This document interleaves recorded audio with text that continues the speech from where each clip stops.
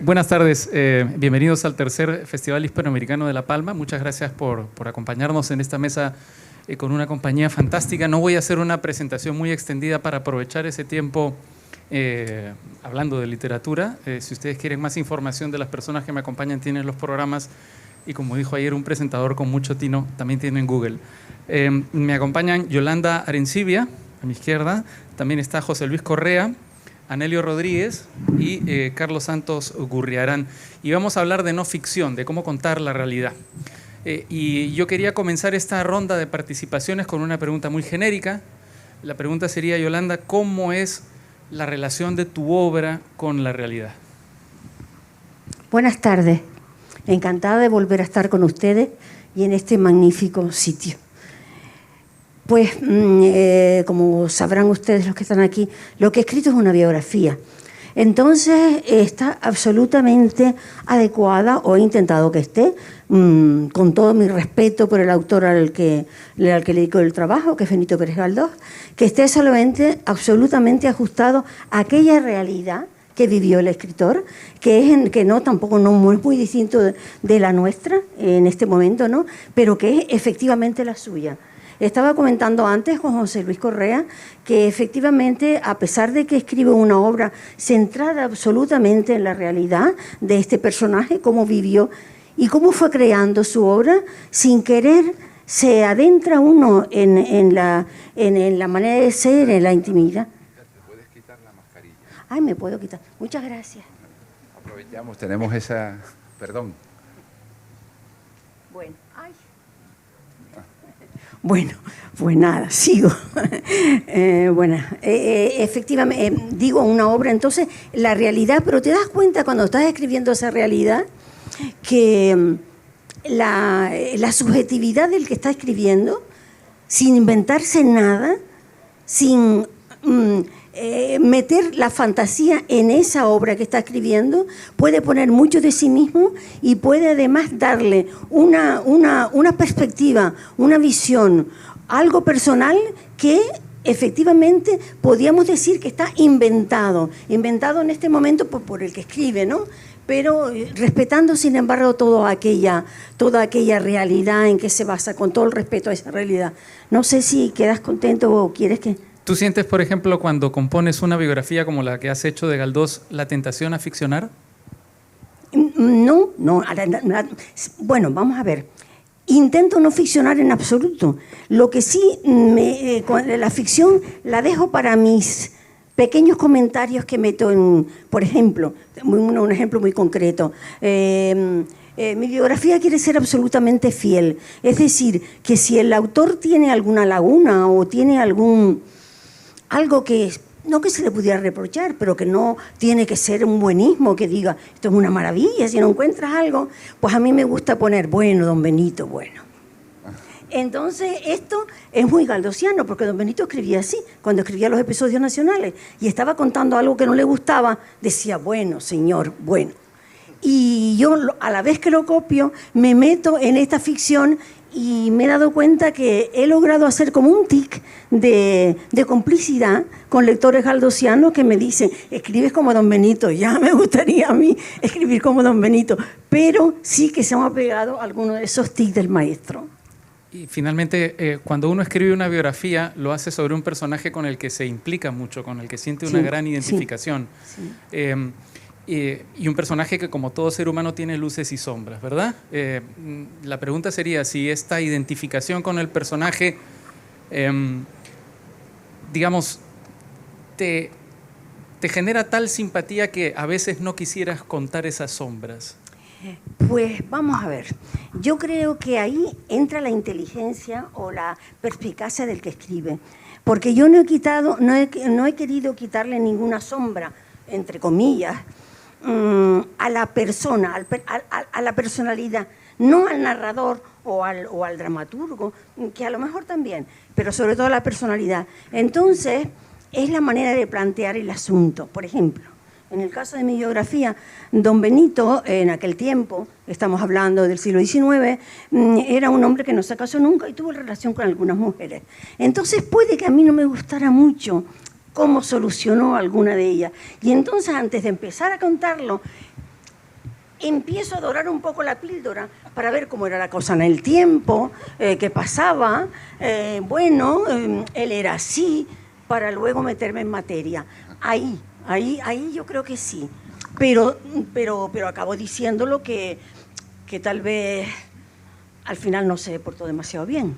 Pero es curioso, ¿no? Porque estamos viviendo una época en la que, digamos, hay una revolución con el movimiento feminista y entonces uno se corre el riesgo de, al escribir sobre hechos antiguos, sí, una lectura actual, ¿no? Y que te lean, efectivamente. Efectivamente. Yo lo pensé, no te creas. Yo pensé, ¿cómo escribo esto de tal manera que no salga nadie diciendo, ¿y este personaje?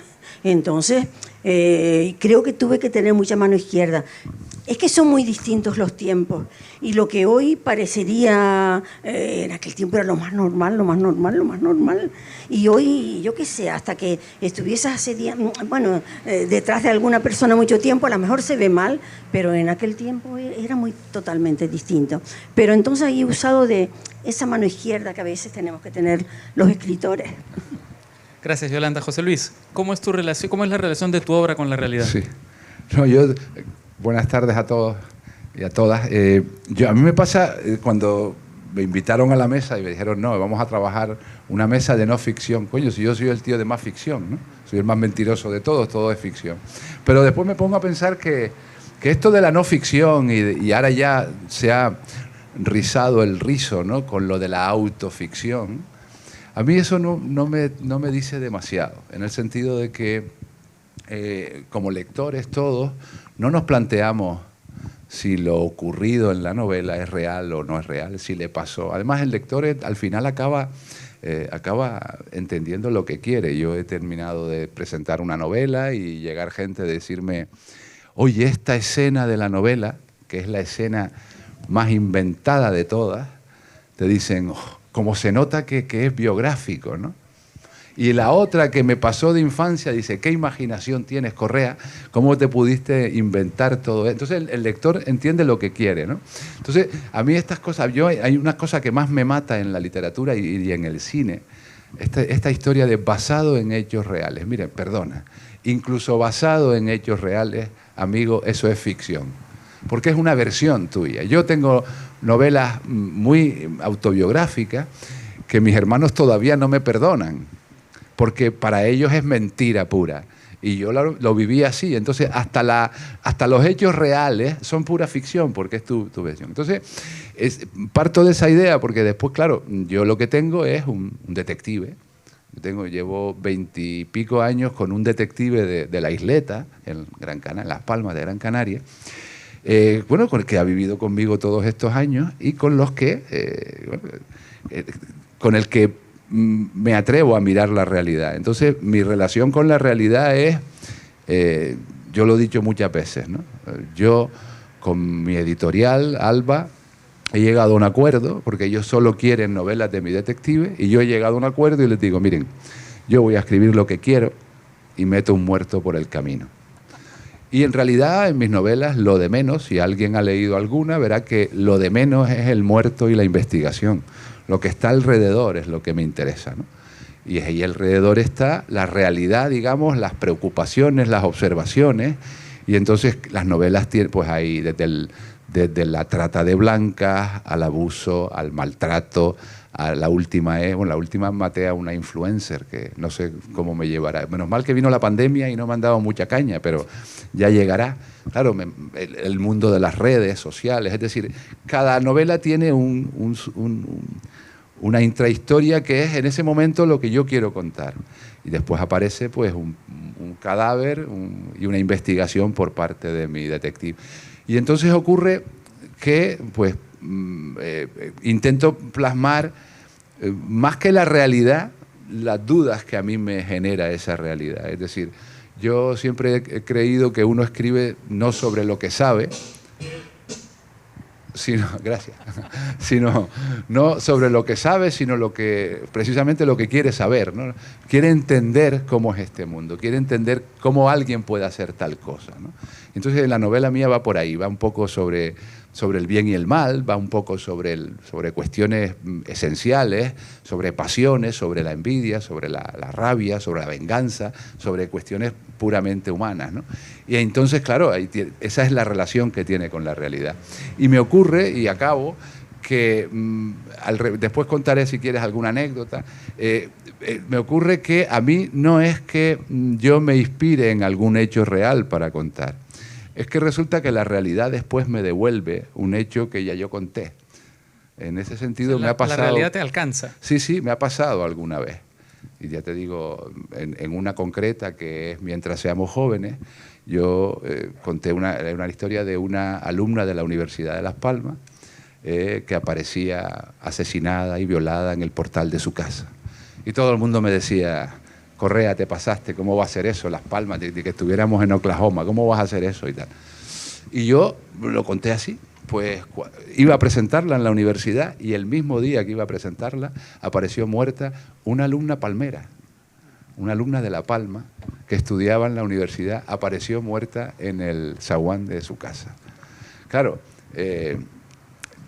tuvimos que suspender la presentación y tuve que suspender todo lo que fue la promoción del libro, porque me daba mucha vergüenza y parecía que me sentía, vamos, un canalla, ¿no? Yo no puedo estar... Y suspendimos todo y estuvo como 3 meses parada esa novela, hasta que después se descubrió que era una historia, además de una historia muy cutre, porque era el vecino de arriba que jugaba a la Game Boy y esta muchacha se quejaba siempre del ruido.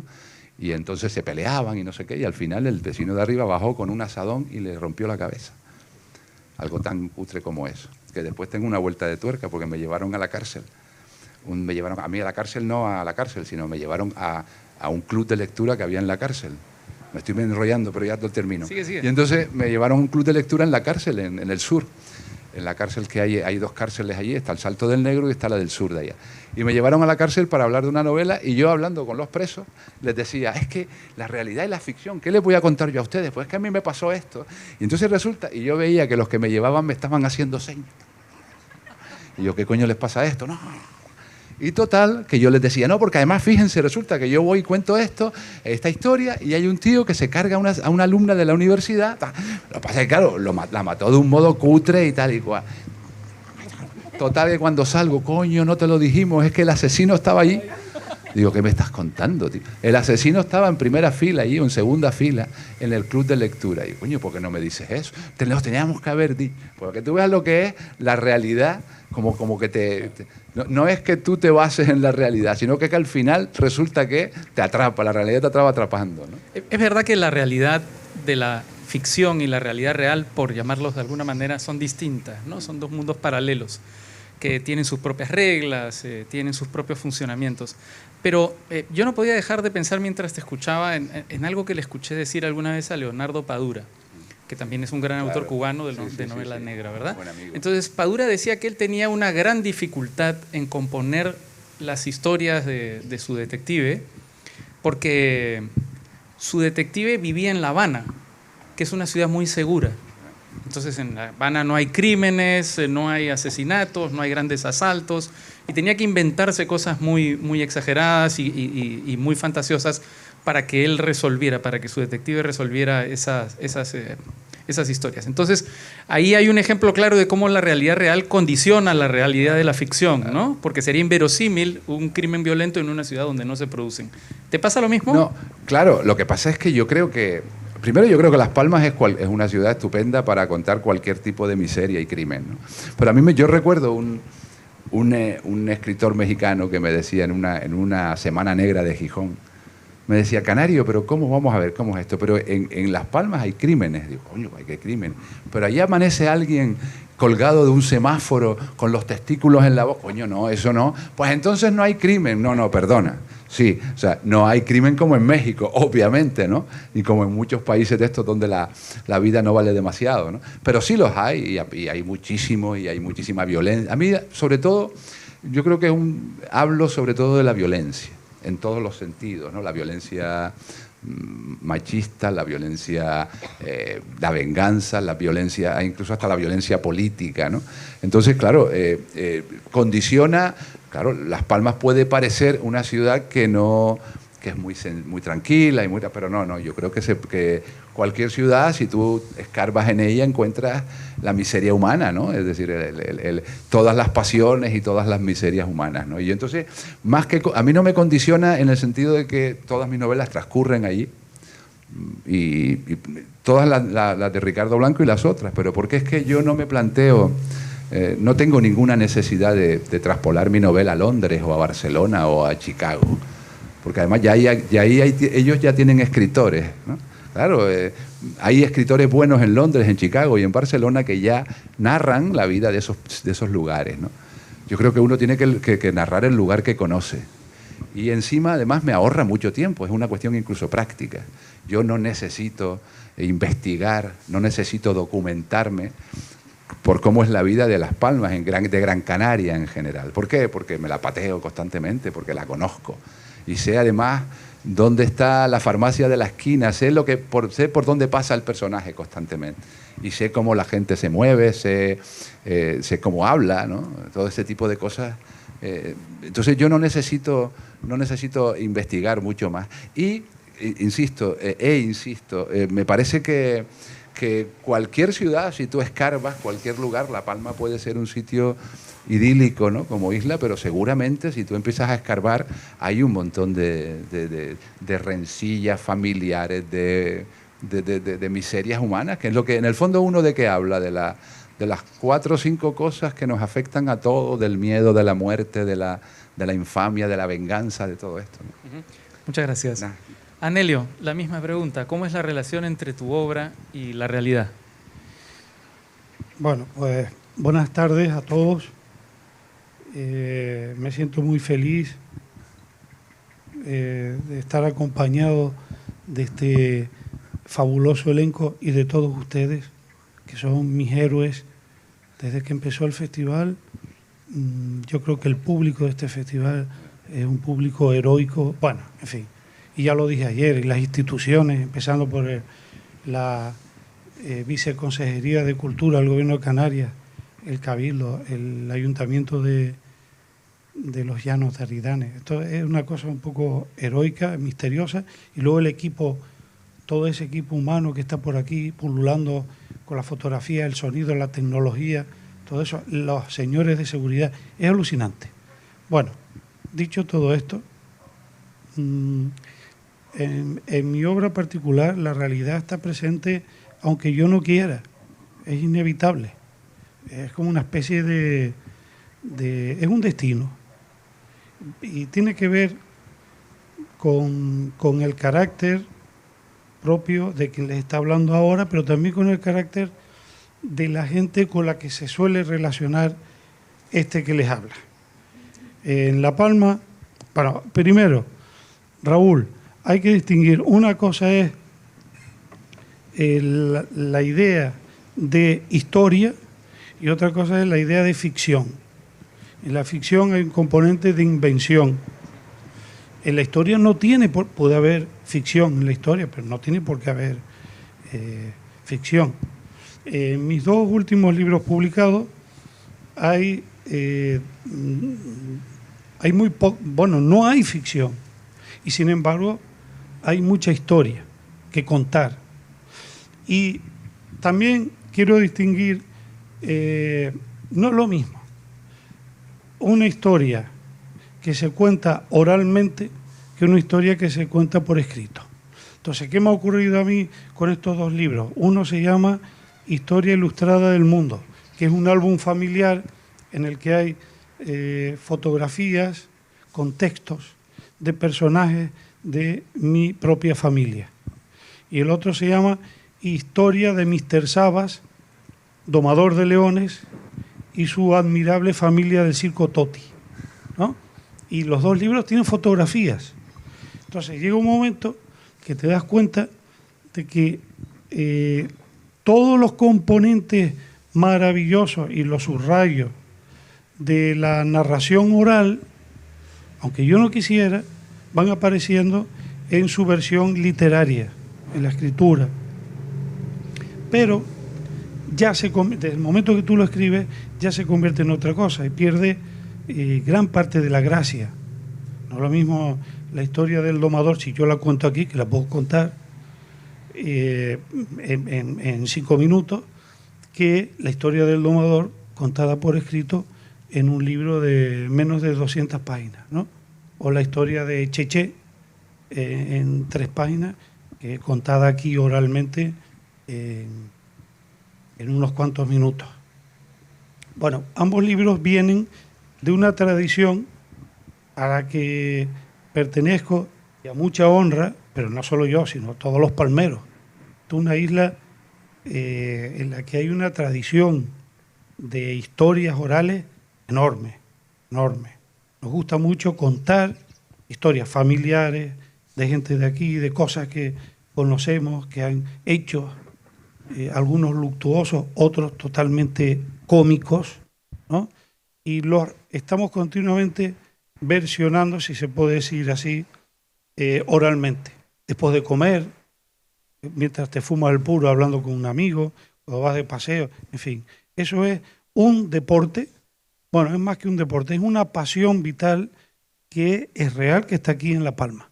Y todas esas historias vienen no de la ficción, sino de la realidad. Y entonces, estos 2 libros de los que les acabo de hablar, pues tienen que ver con la realidad. Lo que ocurre, y aquí entramos en otra cuestión, que es el terreno de la técnica narrativa, ¿no?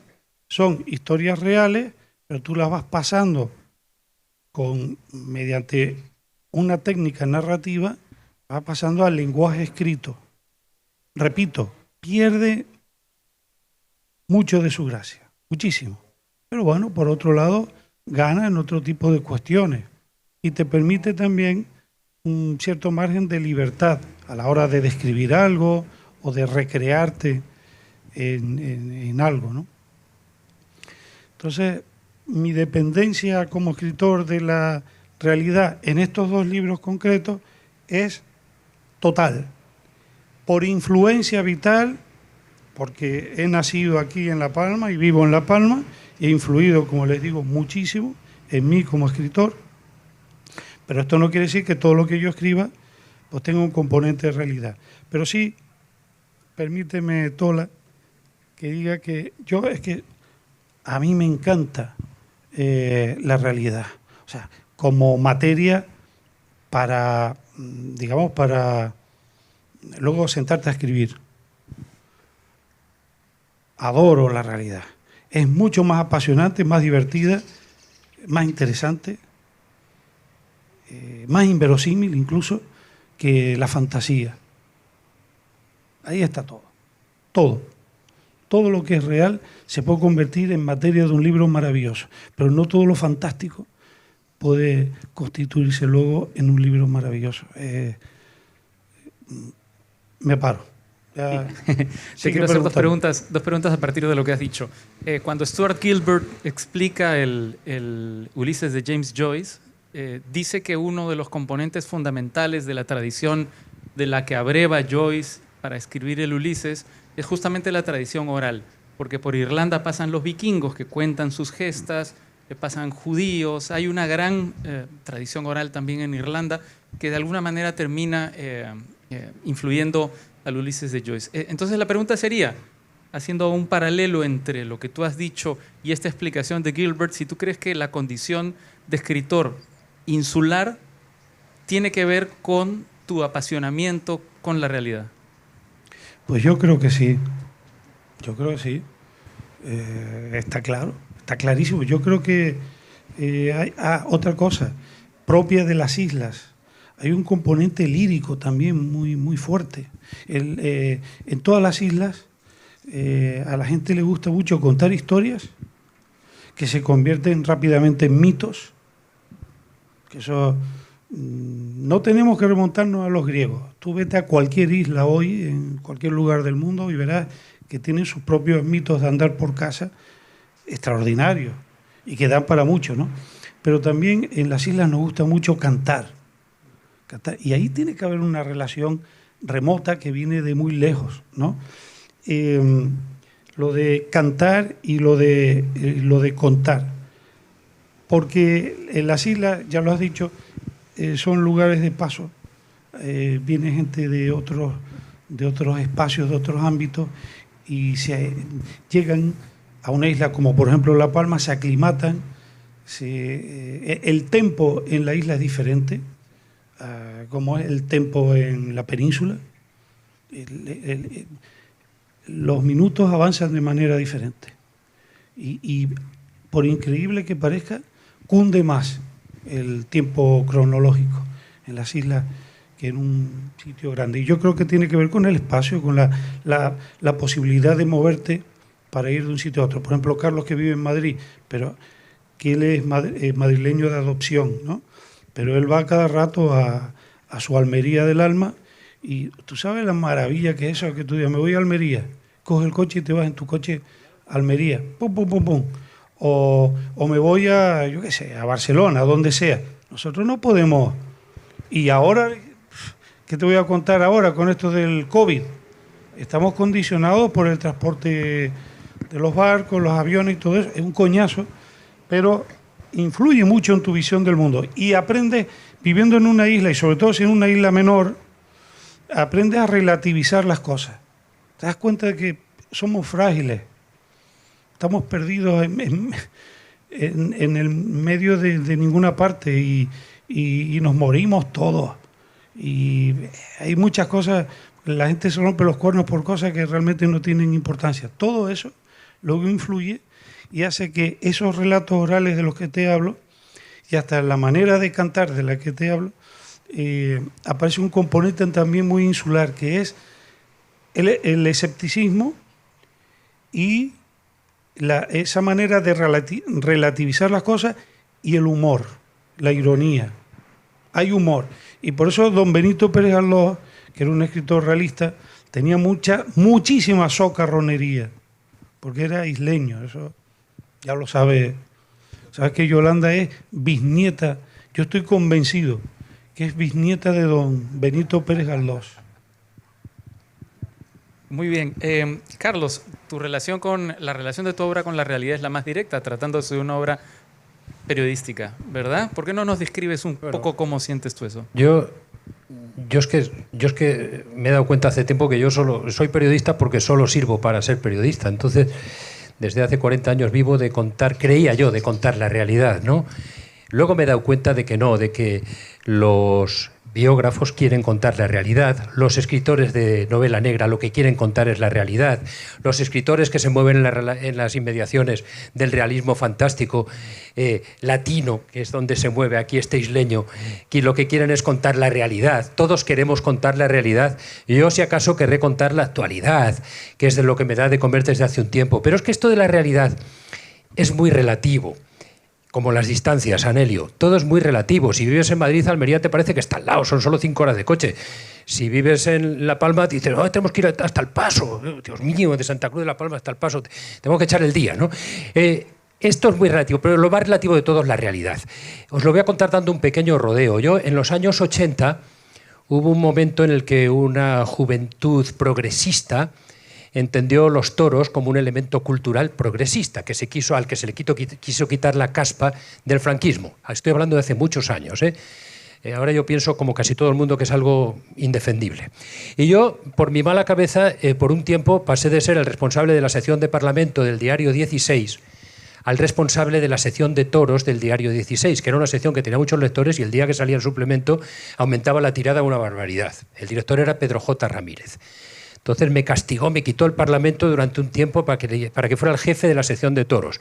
Y ahí estaba esa sección de toros con un jovencísimo periodista al frente y un crítico taurino que se llamaba Alfonso Navalón, que era, dicho sea en el mejor sentido de la expresión, una mala bestia, que en su pueblo, que era de la Castilla Profunda, lo llamaban el bicho, lo que da ya una primera idea de lo que estoy diciendo. Muy temido por los toreros. Entonces yo tenía que corregir sus crónicas y tal, ¿no? Entonces, por razones de trabajo, fui a la Plaza de las Ventas, donde se despedía un torero llamado Manolo Vázquez, que era un un rescoldo de un pasado heroico de esa fiesta, y aquel torero, aquel hombrecillo, se va a un lado de la plaza, cita al toro desde lejos, aquel toro viene desde lejos y le da un natural con la mano izquierda, que era una cosa que apreciaba muchísimo aquella afición, la vieja y la nueva. Y le da un primer natural y todo el mundo se emociona muchísimo, vuelve a tomar distancia, vuelve a citar a aquel toro, aquel hombrecillo frágil, insignificante, y le da otro natural.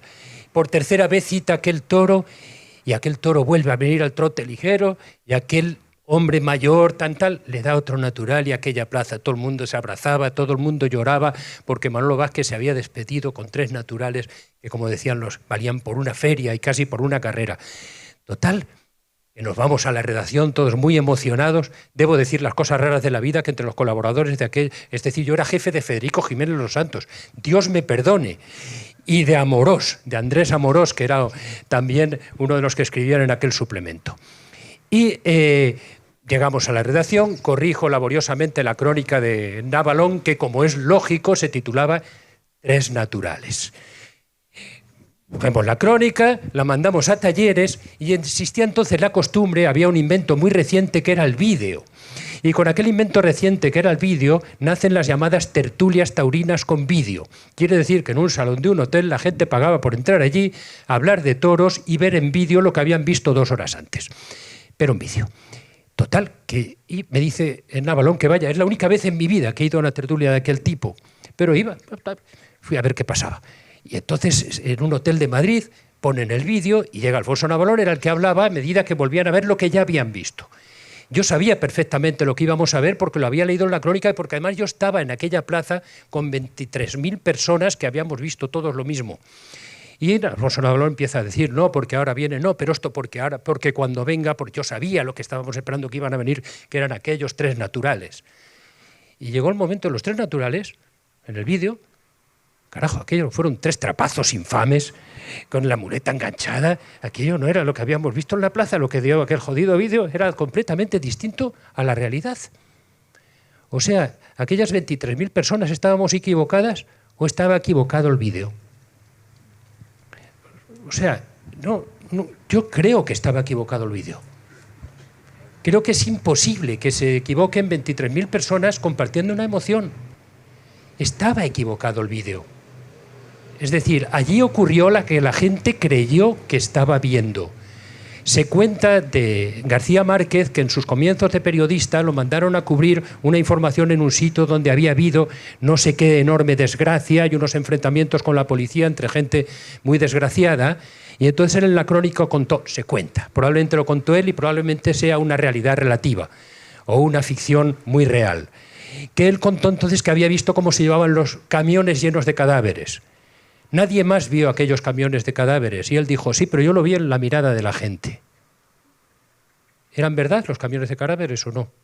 Probablemente eran verdad porque él los vio en la mirada de la gente. Es decir, la realidad no es la que contamos los periodistas, ni la que cuentan los vídeos, ni la que cuentan los historiadores. Por cierto, ya podían escribir un poco mejor los jodidos historiadores y os ahorraría mucho trabajo los escritores, ni siquiera, querida Yolanda, la que cuentan los biógrafos. La realidad es también la que cuentan los que hacen literatura y la que cuentan los poetas, porque la realidad no solo son hechos y movimientos mecánicos, ni fórmulas matemáticas, son emociones, son relaciones entre personas, son momentos, son instantes que se lleva al aire. Y eso no sabemos contarlo los periodistas, ni saben contarlo los historiadores, ni saben contarlo los científicos, sin embargo lo cuentan los poetas. El amor, que es una realidad que forma parte de la vida de todos y cada uno de nosotros, desde que existimos como seres humanos, incluso como especie no humana, es algo que lo cuentan los poetas cojonudamente.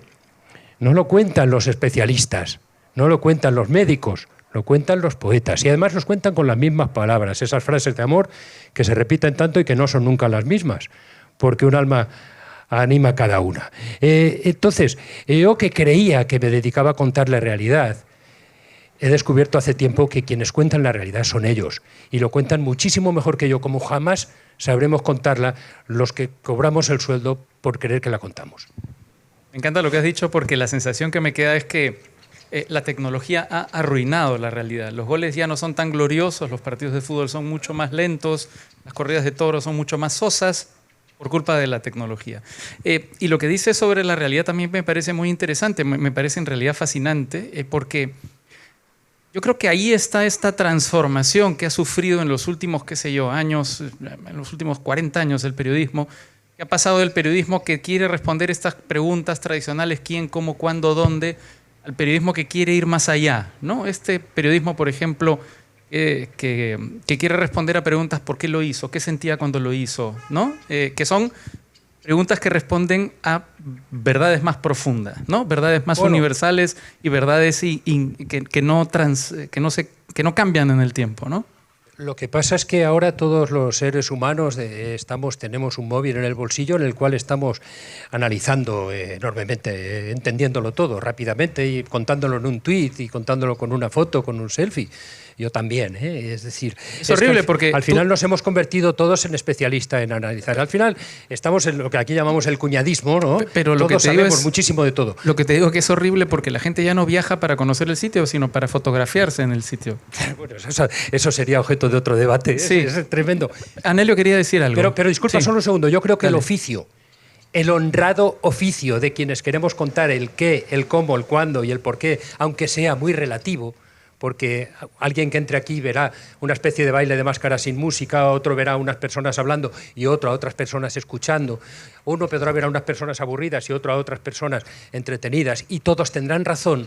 Como todo eso es muy... Sin embargo, creo que todavía el oficio de contar las cosas honradamente y decentemente, intentar contar el qué, el cómo y el cuándo, y intentando llegar un poquito más allá de decir que la reunión empezó a las 12:25 y que iban vestidos de tal color, sino un poquito más de valor añadido, creo que todavía podemos ganarnos el sueldo unos años más. Disculpa, Anelio.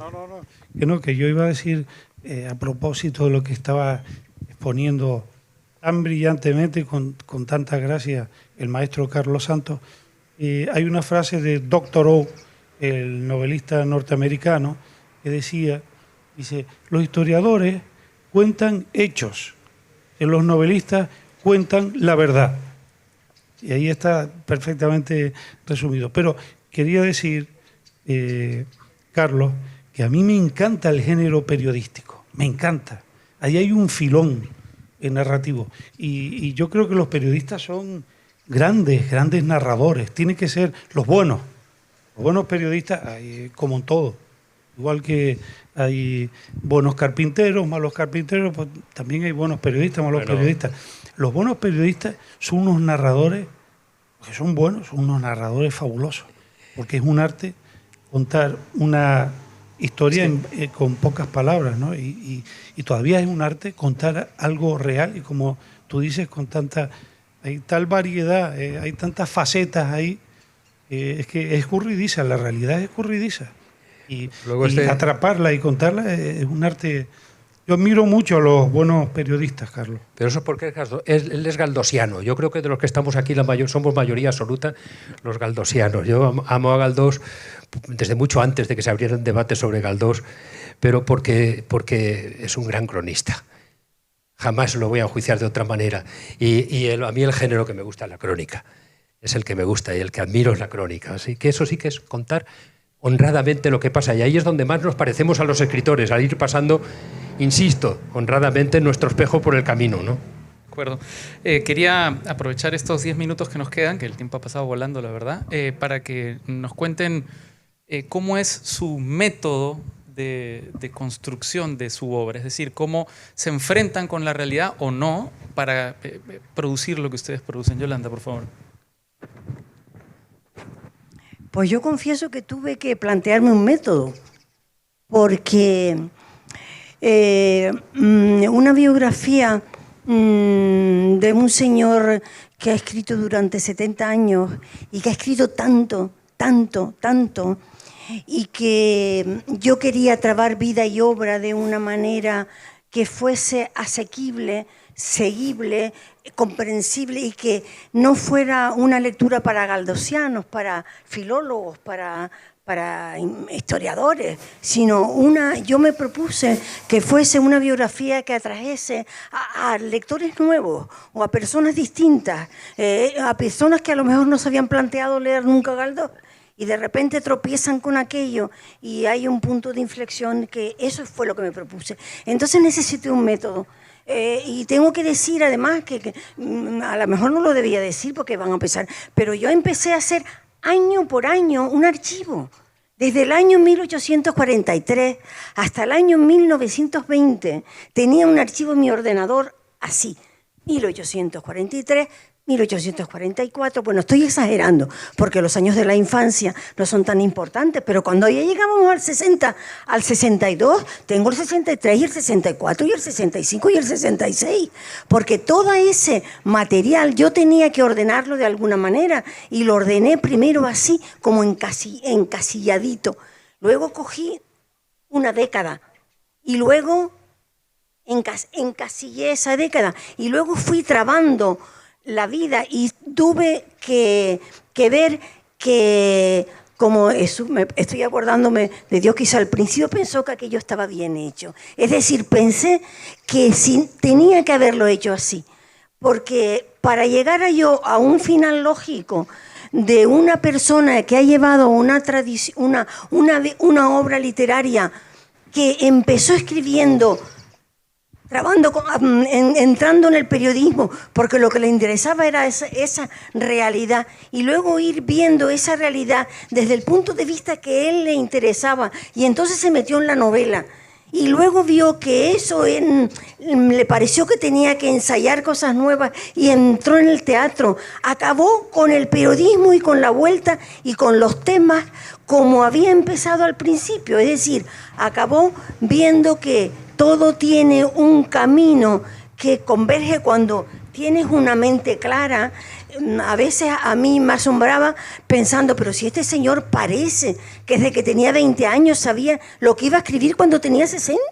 Pero sí es imposible que él pensara que ahora esto encaja con aquello. Pues sí, encaja. Y entonces me di cuenta que el orden cronológico, el orden del desenvolvimiento de una personalidad, porque somos personas que nos van pasando cosas y que no somos iguales cuando teníamos 20 años que cuando tenemos 40 o 60, pero podemos ser un genio, como en ese caso, y tener una mente muy clara, pero esa realidad lo va conduciendo, y entonces tengo que confesar que tuve un método, pero que me costó luego mucho imbricar toda la creación, porque encima escribe novela, escribe teatro, escribe crónica periodística, escribe cuentos, un amigo le escribe un prólogo a un amigo, se mete con algo que han publicado en otro sitio protestando, y entonces tengo que imbricar eso dentro del día a día de ese escritor que de repente publica Fortunata y Jacinta. Y entonces tengo que combinar Fortunata y Jacinta con ese señor que ha hecho un cuentito que le pidieron y que lo hizo porque no quedaba otro remedio y que lo hizo en 2 días, pero que tiene la maestría de haberlo hecho en 2 días. Pero yo lo tengo que integrar en el día a día de esa persona que se vio obligado a escribir este relato. No sé si te he contestado. Sí, yo creo que pues, has descrito un proceso fascinante, muy anárquico en el fondo, ¿no? Muy complejo. Y que uno solo descubre lo que ha hecho realmente cuando se enfrenta a la corrección, ¿no? Efectivamente. Sí. José Luis, por favor, la misma pregunta. Mira, yo los métodos, realmente yo siempre he creído que este oficio es un oficio de martillo y cincel, ¿no? Esto es una idea, ir golpeando, ir desbrozando, ¿no? Había la anécdota que decía, era Rulfo el que decía que él escribía con un lápiz, con una goma en el culo del lápiz, quiero decir, y que lo más importante era la goma. Es decir, él estaba constantemente borrando, ¿no? Y entonces, claro, nuestro trabajo es ese, ¿no? Es ir cincelando una historia. Mi método básicamente es un tema que me llama, como decía antes, ¿no? Hay una idea y una historia que me persigue, un tema un poco más genérico, y a partir de ahí voy creando una historia paso a paso, con paciencia y con tiempo y con insistencia, ¿no?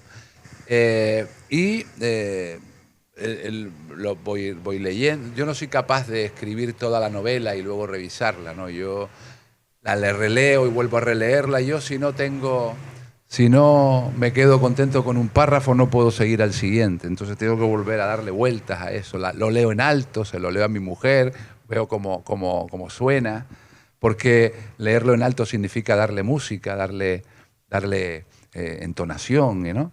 Y ahí es donde te das cuenta, lo decía ayer Sergio Ramírez, ¿no? Cuando lo lees en alto, te das cuenta que ahí es donde está toda las imperfecciones, ¿no? Ahí es cuando esto no está muy repetitivo, esto es muy cacofónico, hay dos adverbios muy parecidos, entonces vas cambiando, ¿no? Entonces mi método es trabajar así. Y en cuanto eso en cuanto a la forma, ¿no? Y en cuanto al fondo, tampoco sé lo que va a ocurrir, ¿no? Yo tengo idea de lo que quiero contar, pero vengo a descubrir al asesino en la página 140 y la gente me dice, sí, pues sí, no tengo ni idea de quién mató al tipo o a la tipa hasta 100 y pico páginas después, que es cuando ya se me revela, ¿no? Cuando se me revela el asesino es cuando ya yo soy más feliz y ya trabajo a tope y ya tengo la novela montada. Pero hasta ese momento hay una tensión incluso. Esto parece una tontería, una fantasmada de escritor, ¿no? Pero me ocurre que se me revelan los propios personajes, como a Unamuno, ¿no? Y entonces el propio personaje me está diciendo que esto no va bien por aquí, ¿no? Se te revelan con B.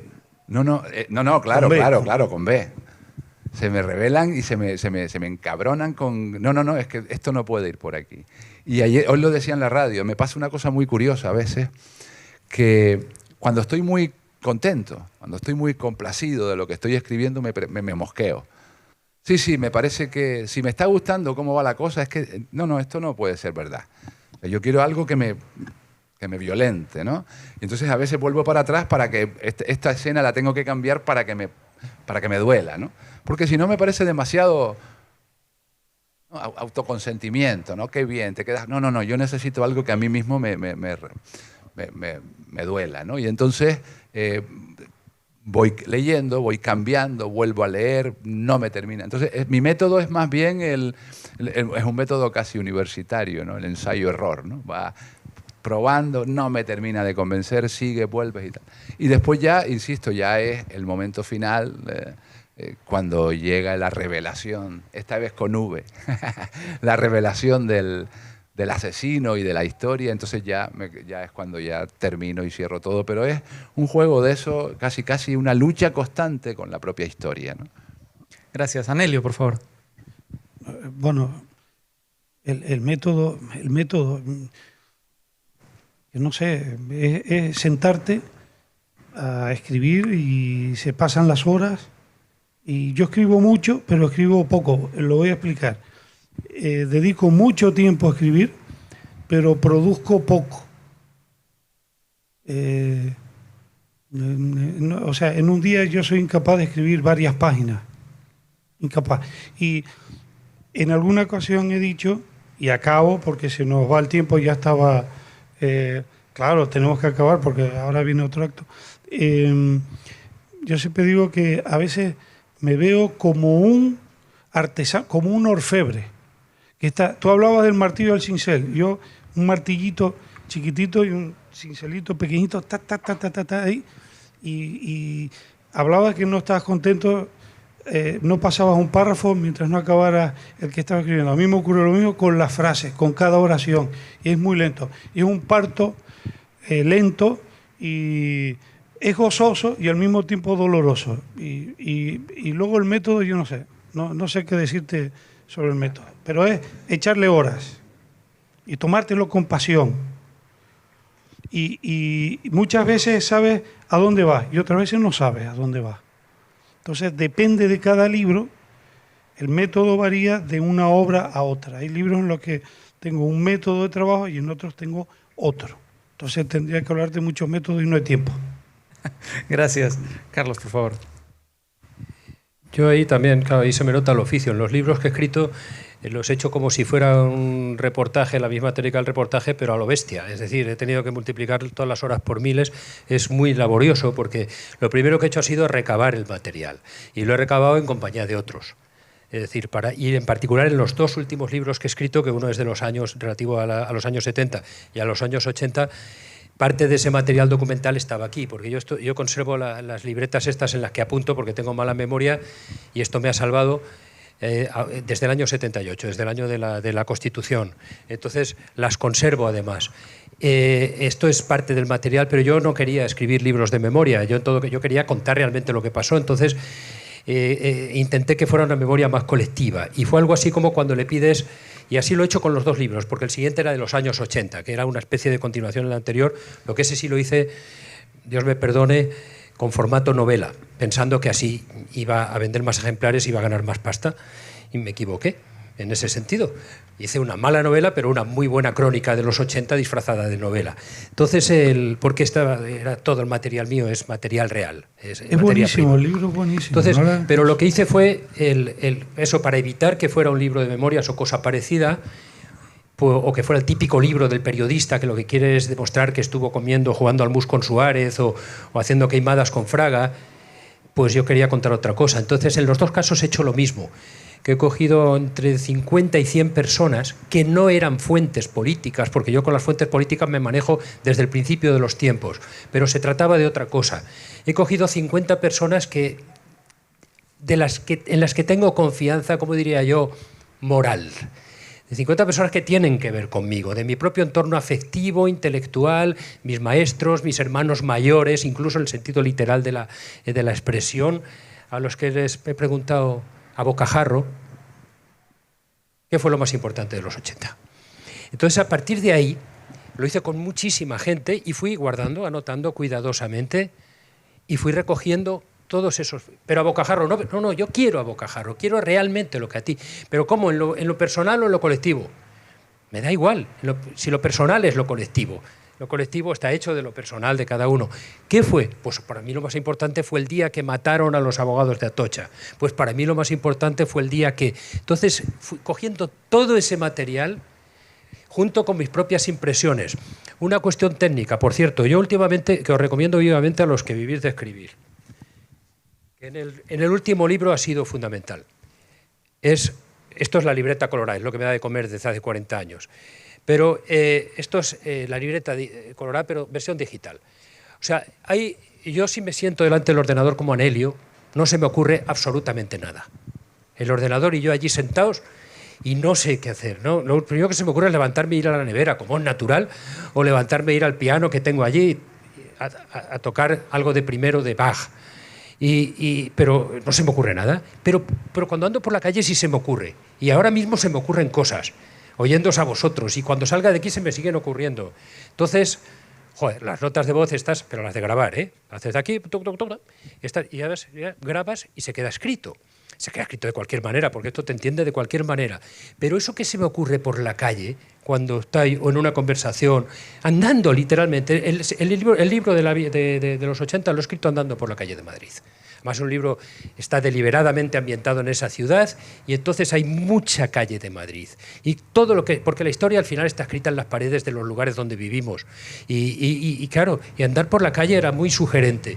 Y por la calle, no me paraba a apuntar, me lo dictaba, ¿no? Y se quedaba ahí dictadito y tal. Y luego esa misma noche ya recogía ese material que a veces no me entendía la letra del ordenador, del iPhone, pero ya ponía un poquito en orden. Y todo eso iba a la cesta. A la cesta. Y esa cesta con todo ese material, que es como cuando pides las fotos de los familiares para hacer un álbum, luego me tocaba hacer el álbum. Y eso es un trabajo que no le deseo a nadie, porque eso solo lo puedes hacer mediante muchas horas al día, pero con muchísima continuidad. Eso te exige varios meses de todos los días sin parar. Todos los días tienes que estar trabajando lo que estás trabajando. Es un trabajo que de verdad lo recuerdo y me duele la espalda de recordarlo, ¿no? Entonces, y a partir de ahí, una vez ya hecho el todo, al revés de cómo lo hace José Luis, yo primero lo vuelco todo ahí y a partir de ahí a quitar. Si yo hubiera sido el editor de mi último libro, me hubiera ordenado quitarle 100 páginas más. Pero como no era el editor, se quedaron en las 100 páginas y queda un poco tocho. Muy bien. Yolanda, José Luis, Carlos, Anelio, muchísimas gracias. Muchísimas gracias a ustedes por su atención.